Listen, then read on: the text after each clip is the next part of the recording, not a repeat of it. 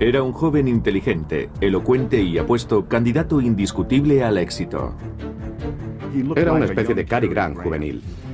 Y sin embargo, en una orgía de sangre que se prolongó durante 5 años, llegó a asesinar brutalmente a más de 35 mujeres. A su juicio, la mejor forma de disfrutar del sexo era esposar a una mujer atractiva, aterrorizarla y convencerla de que iba a morir. Ted Bundy. Sure, I get angry. Very, very angry and indignant. I don't like being locked up for something I didn't do, and I don't like my liberty taken away, and I don't like being treated like an animal, and I don't like people walking around and ogling me like I'm some sort of weirdo, because I'm not.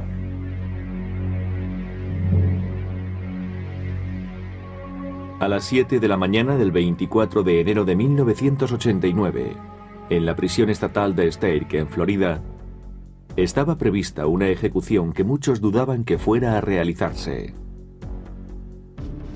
Se trataba de la ejecución de Ted Bundy, el asesino en serie más famoso de Estados Unidos. Tras una demora de 10 años, Bundy fue condenado a la pena capital por asesinar en 1978 a Kimberly Leach, de 12 años de edad. Sin embargo, reconoció ser el autor de 30 muertes más en los estados de Washington, Oregón, Utah, Idaho y Colorado. Desde que fuera apresado por primera vez en 1976, Bundy se convertiría en todo un fenómeno mediático. Los Estados Unidos quedaron fascinados por la figura de Bundy, antiguo Boy Scout, estudiante de Derecho, militante de las Juventudes Republicanas y político de futuro prometedor en el ámbito local del estado de Washington. Nosotros le conocimos antes de que le acusaran y le detuvieran, y era una persona muy agradable. Era amigo nuestro. Nunca apreciamos nada raro ni anormal en él. Una vez encarcelado, no tardó en mofarse de la justicia, fugándose de 2 prisiones diferentes en el estado de Colorado. Tras ser detenido en Florida, ejerció su propia defensa legal ante la extasiada mirada de una legión de admiradoras que seguía todos sus pasos. Si las miraba, ellas se sonreían y se daban codazos unas a otras. Y yo pensaba, ¿es que no se darán cuenta de que si estuviera en libertad y se tropezara con ellas una noche, se convertirían automáticamente en víctimas suyas? Pero la habitual arrogancia de Bundy le abandonaba a medida que se iba aproximando a la sala de ejecuciones escoltado por 2 funcionarios. Parecía que se resignaba a su destino. Se quedó embobado mirando la silla eléctrica. En el exterior, unas 500 personas que esperaban impacientes la noticia de su muerte coreaban frases como «Achichárrate, Bundy».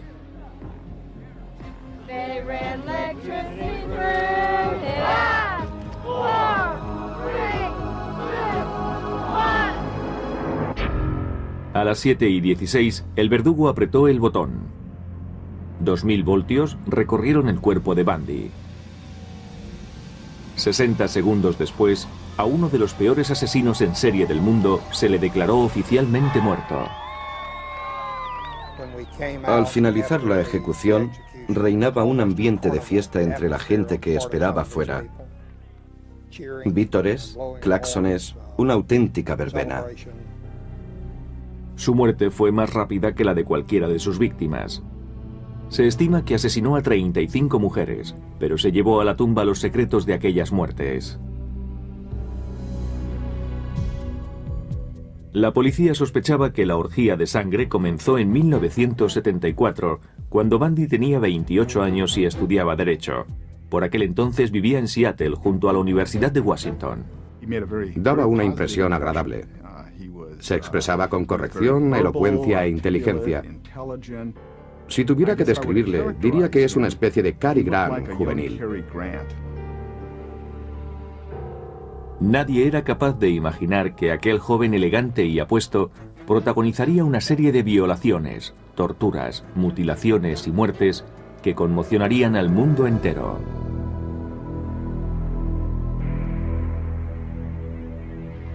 Pasadas las 12 de la noche del 4 de enero de 1974, Ted Bundy se acercó a la casa donde vivía Johnny Lenz, estudiante de la Universidad de Washington, de 18 años de edad. Accedió al interior de la vivienda a través de una ventana y una vez dentro golpeó salvajemente a su víctima con una barra de hierro cuando ésta estaba dormida. A la mañana siguiente el cuerpo de Johnny fue hallado en medio de un charco de sangre, con un trozo de madera procedente de la cabecera de su cama introducido a presión en la vagina. Bundy eligió a Johnny por una razón muy concreta. Poseía ciertas características físicas comunes a todas sus víctimas. Llevaba el pelo largo, peinado con la raya al medio. Aún habrían de pasar años para que la policía desentrañase el móvil de los crímenes de Bundy. Linda Ann Healy cursaba el último año de sus estudios de psicología. El 31 de enero de 1974, cuando Linda estaba durmiendo, Bundy irrumpió en su habitación. Tras dejarla inconsciente, la envolvió con sábanas y la sacó del inmueble. Transcurrió un año hasta que fue hallada su cabeza, así como otras partes de su cuerpo. Tanto para los perseguidores de Bundy como para quienes más tarde tratarían de entender los motivos de sus crímenes, el enigma seguía en pie. ¿Qué pudo inducir a un joven encantador e inteligente como él a perpetrar tamañas atrocidades contra personas a las que no conocía siquiera? Consideraba a sus víctimas como cosas, no como personas. Nunca le oí referirse a ellas como mujeres. Para él no pasaban de ser simples objetos. La vida de sus víctimas no tenía valor para él, porque no pensaba que fuesen personas de carne y hueso. La idea de conmocionar a los agentes de la ley y ocasionar sufrimiento a los padres le resultaba emocionante porque de esa manera materializaba su venganza. Sin embargo, Bundy, al igual que otros asesinos en serie, era capaz de ocultar a la perfección el impulso asesino que le dominaba. Sus amigos, su familia y sus compañeros le consideraban una persona perfectamente cuerda. Parecía un buen chico. Era un placer charlar con él. Sabíamos algo de su actividad profesional y pensábamos que tenía un futuro prometedor. Era un triunfador en ciernes. Uno de los rasgos más importantes de su personalidad era que parecía muy sincero. Era como si emanase sinceridad por todos sus poros. Pero las apariencias engañan. Bundy era un maestro del engaño. En aquellos momentos no me di cuenta de que llevaba una máscara cuidadosamente diseñada para relacionarse con los demás. Ni por lo más remoto advertí al monstruo que acechaba bajo el disfraz. Pero desde 1974, ese monstruo llevaba muchos años oculto tras la máscara. Quizá desde la infancia. Siempre albergué la sospecha de que bajo esa apariencia de niño bueno bullía una intensa hostilidad, seguramente hacia su propia madre.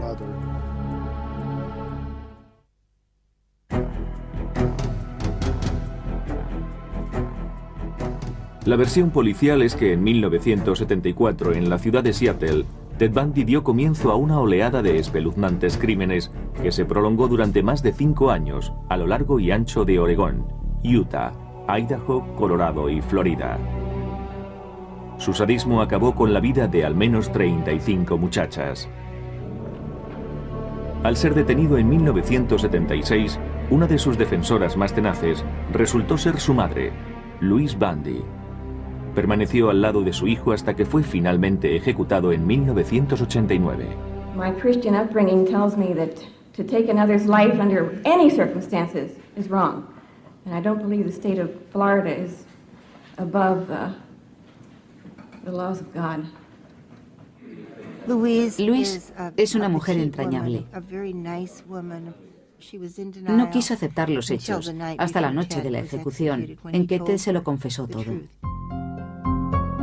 Hay expertos que opinan que el origen de la locura de Bundy estuvo en su infancia. Fue bautizado Theodore Robert Cowell el 24 de noviembre de 1946 en Burlington, estado de Vermont. Su madre, Eleanor Louise Cowell, era soltera y trabajaba como dependienta en unos grandes almacenes de Filadelfia hasta que decidió desplazarse a Vermont para dar a luz a su hijo, un hijo tenido, por tanto, fuera del matrimonio. Ted era hijo natural. Nació en un albergue para madres solteras. Su madre debía de tener entonces unos 23 años, más o menos. Poco después del nacimiento de Ted, Eleanor volvió con él a Filadelfia, donde dio comienzo una patética farsa. Ted crecería convencido de que sus abuelos eran sus padres, y Eleanor, su hermana mayor. Pero desde muy niño Ted sospechaba que aquello era mentira.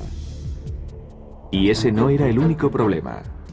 La madre de Eleanor tenía un amplio historial de depresiones nerviosas, sufría ataques de pánico y hubo de ser tratada mediante electroshock.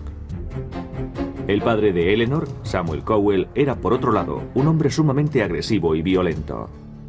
Sam Cowell era adicto a la pornografía y tenía impulsos homicidas. Si sus hijas no se despertaban a tiempo por las mañanas, las tiraba escaleras abajo. Siendo adolescente, a Ted le inquietaba el equívoco vínculo familiar con su madre. De hecho, desde los 3 años de edad, mostraba señales de inadaptación al entorno.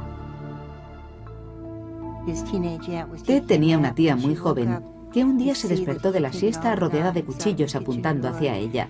Ted los había cogido del cajón de la cocina. Los había colocado todos con la punta hacia ella. Su madre, preocupada por la conducta del niño y harta de la tiranía de su propio padre, se marchó con Ted a vivir a Tacoma, en el estado de Washington, muy cerca de un tío suyo, de nombre Jack Cowell. Años después, Ted afirmaría que abandonar a Sam, el hombre a quien creía su padre, le dejó desolado. En Tacoma, Eleanor Louise dejó de utilizar su nombre compuesto y se hacía llamar simplemente Louise. Trabajó de secretaria en el consejo eclesial. Una tarde conoció a John Culpeper Bundy, cocinero de hospital. Un año después contrajeron matrimonio y su hijo recibió por fin el apellido que llevaría durante el resto de su vida, Bundy.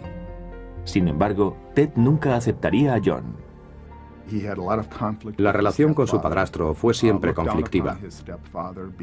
Ted le despreciaba por ser de baja extracción social. A pesar de su nuevo apellido, Ted seguía considerándose un Cowell y estrechó lazos con su tío abuelo Jack, profesor de música de la Universidad de Puget Sound de Washington y hombre de gran erudición. Ted quería ser como él. Para Ted era muy importante sentirse especial, obtener reconocimiento de una forma u otra. Durante los 10 años siguientes, Louise y John aumentaron la familia en 4 miembros, 2 niños y 2 niñas. Para Ted eran tan ajenos como su padrastro. John tenía un grupo de Boy Scouts, pero Ted jamás los acompañaba de acampada. Era como si quisiera desentenderse de cualquier tipo de relación con su padrastro. Y si en su propia casa no encajaba, en el colegio menos aún. Sus compañeros de primaria y secundaria le tildaban de tímido en extremo. Tartamudeaba y no salía con chicas. Su único contacto con chicas se daba en esas fiestas donde ellas tomaban la iniciativa de sacar a bailar al varón. La personalidad secreta de Ted Bundy comenzaba a emerger. Se consideraba por encima de la ley. A los 15 años era un consumado ladronzuelo y se le consideraba sospechoso de 2 asaltos domiciliarios. Su tremendo narcisismo, la habilidad para despistar a la policía y la tendencia a burlarse de la autoridad, unidas a su pericia como ladrón, contribuyeron a reforzar su desmedida autoestima y la convicción de que tenía derecho a hacer cuanto se le antojase. Su relación con las mujeres también cambió. Se convirtió en un mirón que por las noches espiaba a las chicas en sus cuartos. Y lo que es más, existen fundadas sospechas de que a los 15 años ya era un asesino. Ted repartía periódicos por las mañanas. Un día, haciendo la ruta, se encontró con una niña que se llamaba Anne-Marie Burr. Anne-Marie tenía 8 años. Ted conocía a Anne-Marie de cuando ella iba a dar clases de piano con su tío abuelo Jack. El 31 de agosto de 1961, Anne-Marie desapareció de su domicilio. Eran los días en que se instalaba la televisión por cable en el tejado de las casas y había que dejar una ventana semiabierta para que pasara el cable. La puerta principal también estaba entreabierta. La niña desapareció. La búsqueda de Anne-Marie reunió a 800 soldados, amén de policías y voluntarios. Todo fue en vano. Nadie pensó que Ted pudiera estar involucrado en la muerte de la niña. Yo siempre pensé que Anne-Marie fue su primera víctima. Y aún habría muchas más. A mediados de los 60, Ted Bundy cursaba estudios en la escuela de secundaria Woodrow Wilson de Tacoma, estado de Washington. A pesar de ser despierto, apuesto y simpático, sus compañeros, y en especial las chicas, le consideraban desagradable. En su manera de enfrentarse a las relaciones sociales, había un defecto de fondo que le impedía establecer vínculos sinceros, de ahí su confusión. El colegio y sus aulas eran para él un campo de experimentación en el que ponía a prueba su habilidad verbal y donde trataba de manipular en su favor al profesorado. En 1965 finalizó sus estudios preuniversitarios con la calificación de notable. El año siguiente se matriculó en la Universidad de Puget Sound, pero en el campus se sentía anónimo y desorientado. Teddy notaba que no encajaba. Allí adoptó su fachada de distinción y sofisticación. En 1967, continuando con su farsa, Ted solicitó el traslado al aula de cultura asiática de la Universidad de Washington, donde estudió chino. Comenzó a fraguar su nueva personalidad. El Ted del pasado había sido tímido y retraído. El actual iba a ser ingenioso, atractivo y seguro de sí mismo. La farsa resultó ser provechosa. En la universidad conoció a Stephanie Brooks. Le impresionó particularmente su media melena con la raya al medio. Era de buena familia, sofisticada y afable. Justo lo que Ted ansiaba ser. Ted se dijo, es perfecta, guapa y rica. Creo que la quería bastante, dentro de sus posibilidades. Permanecieron juntos durante un año. Era la primera vez que Ted tenía una relación íntima con una mujer. Se había enamorado de ella. Pero para Stephanie eran solo novios de universidad, sin ningún futuro como pareja. Consideraba inmaduro a Ted. Ted estaba obsesionado por ella, pero Stephanie le dijo que el romance había acabado. Ella le dijo que no llegaría a nada, que carecía de ambición, que no sabía arreglárselas, que le faltaba un proyecto de futuro. Ted quedó desolado. Abandonó sus estudios y decidió marcharse a Filadelfia a ver a los suyos. Su visita obedecía a un propósito. Necesitaba la respuesta a la pregunta que tanto le inquietaba. ¿Quién era él? Tras examinar el registro civil de Filadelfia, se traslada a Burlington, en Vermont. En el ayuntamiento confirmó sus antiguas sospechas. Descubrió que su madre era en realidad la mujer que se había estado haciendo pasar por su hermana mayor. Debe ser tremendo descubrir que los auténticos orígenes de uno no tienen nada que ver con lo que siempre había creído.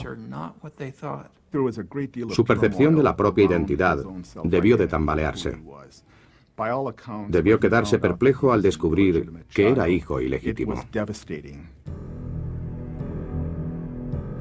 Se sintió vilmente traicionado por una mujer, su madre.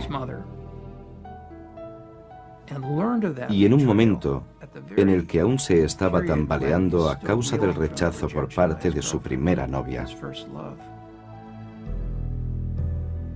Muchos observadores opinan que fue en ese periodo cuando Ted Bundy decidió vengarse de las mujeres al considerarlas responsables de haberle arruinado la vida. Haciendo gala de una fría determinación, volvió a la Universidad de Washington, alquiló una habitación cercana y se matriculó en psicología. Destacaba en todas las asignaturas y se sintió renovado con una nueva meta en la vida. Algo tétrico se agitaba en su interior, pero Ted lo ocultaba. Las personas como él tienen la habilidad de crear compartimentos estancos en la mente.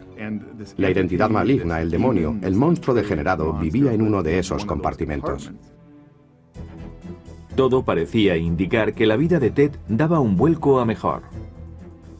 En 1969 conoció a la joven divorciada Elizabeth Kendall. Primero vino la amistad, después el amor. Era una joven muy tímida pero muy lista. Procedía de Utah. Se conocieron en un pub. Ella le quería sin reparos.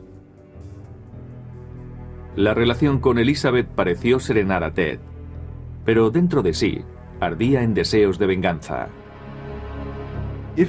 Si tu personalidad más íntima es negativa y la envidia te corroe, necesitas destruir la belleza que ves en los demás. Y la primera de la lista era Stephanie Brooks. Aún se veían en secreto porque Ted albergaba la esperanza de enamorarla de nuevo, para después rechazarla y despreciarla como ella hizo con él. Para crearse una imagen de hombre respetable, se dedicó a la política activa, participando en la campaña de reelección del gobernador. Yo le consideraba inteligente. Se le daba bien la política y era muy afable. En 1971, a la edad de 25 años, Bundy dedicaba su tiempo libre a disuadir a los suicidas en el teléfono de la Esperanza de Seattle. A su lado trabajaba la futura escritora Anne Rule. Era cariñoso y se le daba bien conversar por teléfono. Resulta paradójico que salvásemos tantas vidas juntos. Si en ese momento alguien me hubiera dicho lo que se escondía tras una fachada tan gentil, le hubiese contestado que estaba loco. Además, trabajábamos los dos solos en un caserón victoriano de 4 pisos que recordaba el de la película Psicosis. Yo no percibía ninguna amenaza en Ted Bundy. En 1972, Stephanie, la primera novia de Ted, seguía siendo protagonista de sus anhelos. Durante un viaje de trabajo a San Francisco, se reunió con ella. El nuevo Ted Bundy la dejó sin aliento. Se enamoró locamente de él y accedió a casarse. En cuanto ella asintió, él la rechazó con desprecio. 2 días después, el 4 de enero de 1974, Ted Bundy iniciaría una larga serie de brutales asesinatos que se prolongaría durante 5 años, ante el espanto de todo el país. La mayoría de sus víctimas compartían una característica. Sus víctimas predilectas eran mujeres de mediana estatura, de pelo largo y peinado con la raya en medio, bastante agraciadas físicamente. Todas se parecían a Stephanie Brooks.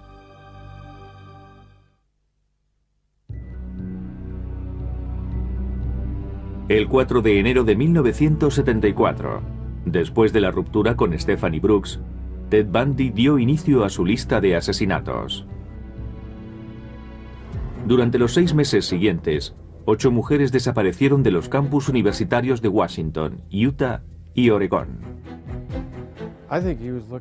Estoy seguro que estaba a las 24 horas del día buscando víctimas. A algunas las elegía y las acechaba. Otras simplemente se le ponían a tiro. Sus 2 primeras víctimas eran estudiantes de la Universidad de Washington. La gente prefería creer que era alguien ajeno a la comunidad, un forastero degenerado que visitaba el campus. No podíamos imaginar que se trataba de alguien que estaba tan cerca de nosotros. Ni siquiera la novia de Ted, Elizabeth Kendall, le conocía bien. Entre los meses de febrero y junio, Carol Valenzuela, Nancy Wilcox, Donna Manson, Susan Rancourt, Brenda Ball y Roberta Parks desaparecieron. Nadie relacionó ninguno de los casos al haber ocurrido en estados distintos y por tanto en jurisdicciones policiales diferentes. Era un auténtico misterio. ¿Cómo podían desaparecer todas aquellas muchachas? Una chica recorría 50 metros para ir de una facultad a otra y de repente, ¡zas!, ni rastro de ella. ¿Cómo podían ocurrir esas cosas? Se llamaba Georgina Hawkins. Años más tarde, Bundy desvelaría el perverso método que utilizaba para atraer a sus víctimas. Se valía de los buenos sentimientos de estas fingiéndose lesionado. Las chicas que elegía solían dedicarse a realizar labores sociales. Él aparecía con muletas como si estuviese cojo. Dejaba caer los libros y le pedía a una joven que le ayudara a recogerlos. Ese fue el ardid que utilizó con Georgina Hawkins. Cuando ella se inclinó para meter los libros en el coche de Bundy, este la golpeó con una herramienta metálica que llevaba escondida. La golpeó en la cabeza y la introdujo en el auto. Siempre las maniataba, ya fuera con tiras de tela o de cuero, o las esposaba. Había extraído el asiento trasero al coche de modo que podía llevarlas tumbadas sin que nadie sospechase nada. Bundy llevaba a sus víctimas a los bosques de Seattle. Si habían sobrevivido al primer ataque, abusaba sexualmente de ellas. A su juicio, la mejor forma de disfrutar del sexo era esposar a una mujer atractiva, aterrorizarla y convencerla de que iba a morir. Mientras esperaba su propia ejecución, se le preguntó qué se sentía al matar a una persona. Y contestó que asesinar no tiene nada que ver con la lujuria ni con la violencia, sino con la posesión. Cuando sientes que la víctima exhala su último aliento, la miras a los ojos. En ese instante, eres Dios. Cuando terminaba, se deshacía de los cadáveres en el bosque para volver más adelante. Volvía una y otra vez a la escena del crimen, no solo para eliminar pruebas y esas cosas, sino para ensañarse con los cadáveres. Sospechamos que en cierta ocasión se llevó un cadáver a casa porque la víctima en cuestión estaba maquillada de una manera totalmente inusual en ella. Bundy maquilló a la muchacha muerta para hacerla más atractiva, aunque en realidad le daba igual porque también profanaba sexualmente cadáveres en descomposición. Los psiquiatras que estudiaron a Bundy le consideraron un caso único, pues aunaba dos tipos de aberración al mismo tiempo. Era sádico y a la vez necrófilo. Entre las características comunes a ambas perversiones destaca la falta de sentimiento de culpa y la voluntad expresa de hacer daño a otros para obtener placer sexual. No hay mucho más que añadir. Bundy se había convertido en un asesino consumado con 8 víctimas en su haber. En julio de 1974, su adicción le llevó a matar a 2 mujeres el mismo día. Era domingo por la tarde. Hacía mucho calor, más de 30 grados, y eso no es normal en Seattle. La gente se congregaba en el parque estatal del lago Sammamish. Allí se encontraba Janice Ott tomando el sol cuando Ted la abordó. Llevaba un brazo en cabestrillo y solicitó la ayuda de Janice para asegurar su barca al coche. Ella se levantó y le tendió la mano para saludarle. Ambos se presentaron con toda normalidad. Janice se alejó junto a Ted y no se la volvió a ver con vida.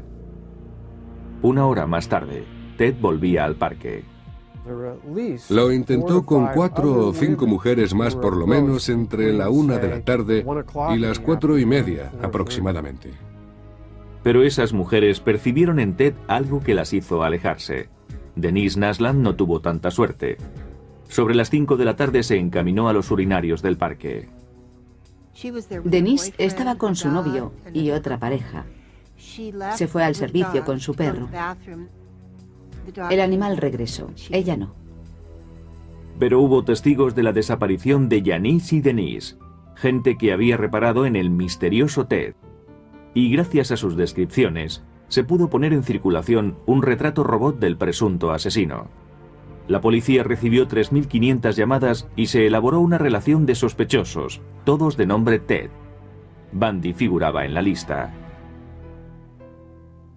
Salió a colación un nombre, Ted, pero ni se me ocurrió pensar en él. Aquello era obra de un monstruo.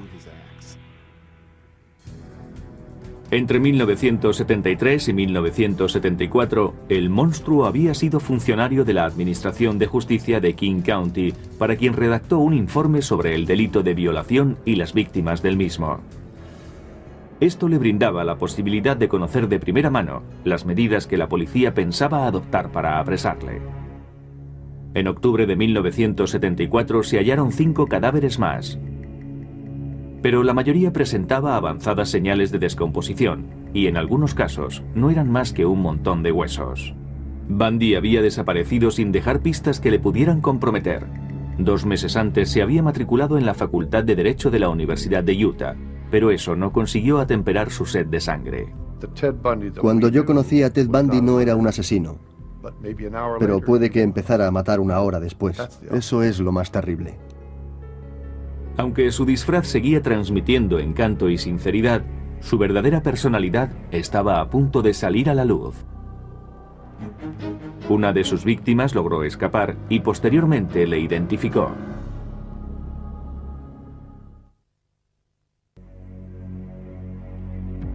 A principios del mes de noviembre del año 1974, Bundy había asesinado ya al menos a 11 mujeres en Oregón y a 2 más en Utah, donde ahora residía. Paralelamente estudiaba Derecho en la Universidad de Utah. De no haber sido por la obsesión de matar, seguro que hubiera llegado a ser un brillante abogado. Los asesinos en serie matan por adicción. Y siempre se convierte uno en adicto de la misma manera. Se prueba la droga por curiosidad y se acaba por no poder pasar sin ella. En este caso, su droga era matar. Pero Bundy iba a cometer el primer error. El 8 de noviembre trató de secuestrar en un centro comercial a Carol DeRonch, de 19 años de edad, haciéndose pasar por policía. Le dijo que habían intentado robarle el coche y él le ofreció ayuda. Una vez en el interior del vehículo intentó esposarla, pero Carol repelió la agresión, consiguió salir del automóvil y huyó. Al fin contábamos con una superviviente que describía con toda claridad al secuestrador y que aportaba pruebas de primera mano, pues estaba esposada. Pero la policía ignoraba todavía la identidad del agresor, y Bundy dominaba el arte del disfraz. Cambiaba de fisonomía constantemente. A veces llevaba barba, otras veces melena lacia, otras el pelo rapado. Creo que cambiaba de apariencia con cada víctima. A principios de 1975, Bundy amplió su radio de acción a Utah, Idaho y Colorado. Mató a 8 mujeres entre enero y agosto, pero no existía relación aparente entre los crímenes. Desde julio de 1974, la lista de la policía había quedado reducida a 200 individuos llamados Ted. Bundy figuraba entre los 200, pero nadie sospechaba abiertamente del estudiante de Derecho.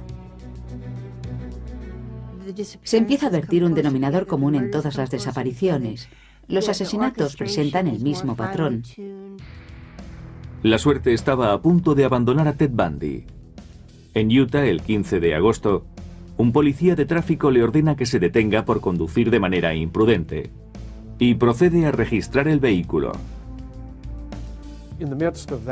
El agente encuentra entonces una bolsa que contiene una barra de hierro,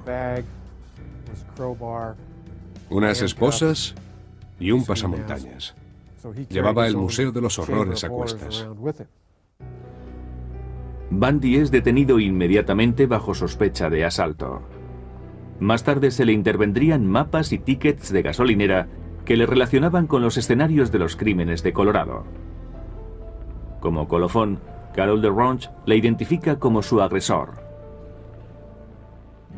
Nos quedamos de piedra, no nos lo podíamos creer. Nos pusimos de su lado e incluso decidimos reunir dinero para su defensa. No nos lo podíamos creer, no podía ser él. El 23 de febrero de 1976, Bundy es procesado por sus asesinatos. Durante el juicio está convencido de que será declarado inocente. Pero en el estrado, Carol DeRonch relató los terribles momentos que había pasado junto a Bundy y lo identificó como su agresor. Fue declarado culpable y condenado a 15 años de prisión. Durante su reclusión continuaron las pesquisas y se le relacionó con el asesinato de Karen Campbell en Colorado. Pero Bundy continuaba impertérrito a pesar de verse convertido en acontecimiento mediático. Have you ever physically harmed anyone? Ever physically harmed anyone? No. No. Again, not in the context, I think, that you're speaking of. Ted estaba tan seguro de sí mismo que rayaba en la arrogancia. Y eso que le acusaban de asesinato. En abril de 1977 se le traslada a Colorado en espera de juicio. Bundy despidió a sus abogados y consiguió permiso para defenderse a sí mismo ante el tribunal. Bundy confiaba ciegamente en su inteligencia y en su habilidad para manipular y derrotar al sistema judicial. Aunque eso significara evitar la vista. 2 meses más tarde, saltó por la ventana de la biblioteca del juzgado, situada en un segundo piso, y se dio a la fuga. Fue apresado 6 días después, pero no permanecería preso mucho tiempo. I've matured in the past year. Believe me, I've grown in the past year, and I've learned a lot of things about myself in the past year. My only misgivings is that I might never be in a position to apply it, on the streets where I'd like to apply it. Nada más lejos de la realidad. La Nochevieja de 1977, Ted Bundy se deslizó por el conducto de ventilación de la prisión de Colorado y se fugó por segunda vez. Pasó por encima de su propia celda, sobrepasó el cuarto de vigilancia y se encontró en medio de la ventisca. Ted Bundy estaba libre para seguir matando.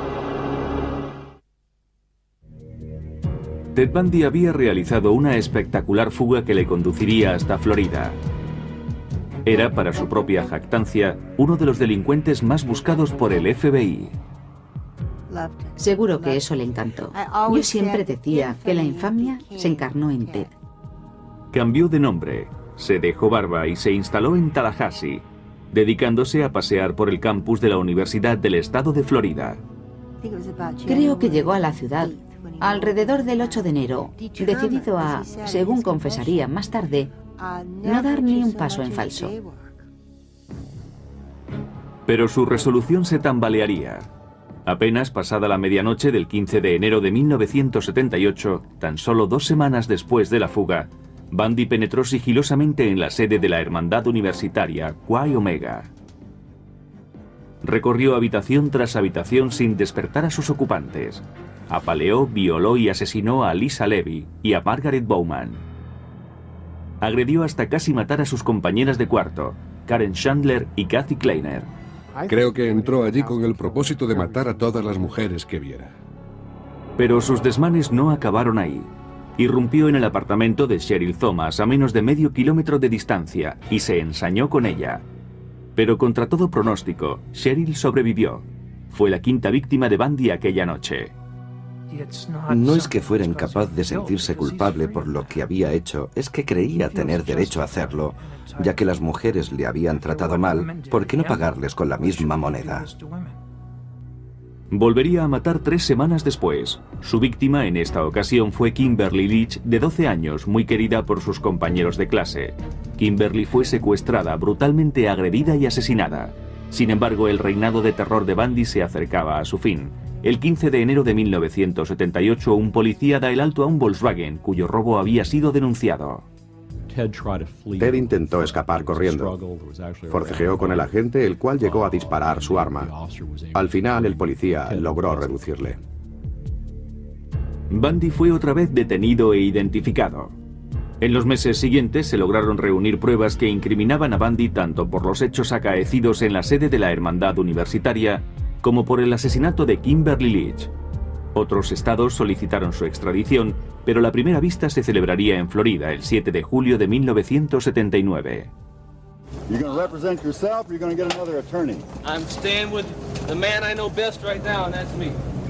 Bundy realizó su propia defensa en el juicio por los asesinatos de la Hermandad Chi Omega. Tomó declaración a los testigos e hizo las exposiciones pertinentes. Yo actué con un criterio estrictamente profesional. Pero en el momento de interrogar a un agente de policía acerca de la escena del crimen, los miembros del jurado atisbaron horrorizados al auténtico Ted Bundy. Cuando se acercó a las personas que componían el jurado, estas se reclinaron en el asiento Le pidió a la gente que describiera con todo lujo de detalles lo que vio al apartar las sábanas. En ese momento, a ninguna de las personas de la sala o que seguían la vista por televisión, a nadie le quedó ninguna duda de que lo que ese hombre quería era revivir sus atrocidades. 2 semanas después, Bundy fue condenado a la pena máxima por los asesinatos de Lisa Levy y Margaret Bowman. En enero de 1980, Bundy fue juzgado por el asesinato de Kimberly Leach. Una vez más, fue sentenciado a muerte. Pero la ejecución se demoraría por algún tiempo. Durante los 9 años posteriores, Bundy apeló en numerosas ocasiones y engañó a la muerte utilizando subterfugios de última hora ante la inminente ejecución de la sentencia.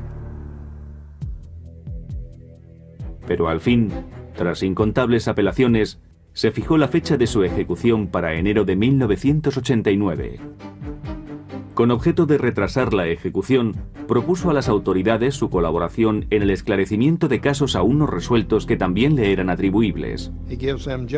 Comenzó a dar información con cuentagotas para captar la atención de los investigadores. Después les decía que necesitaba más tiempo, que no aguantaba más, que tenían que convencer a las autoridades de Florida de que le concedieran más tiempo para que pudiese facilitar más detalles. Fue una estratagema desesperada. Estaba quemando el último cartucho. Sin embargo, estoy seguro de que Bundy, hasta la misma mañana de su ejecución, se creyó capaz de retrasar lo inevitable. Pero fue en vano.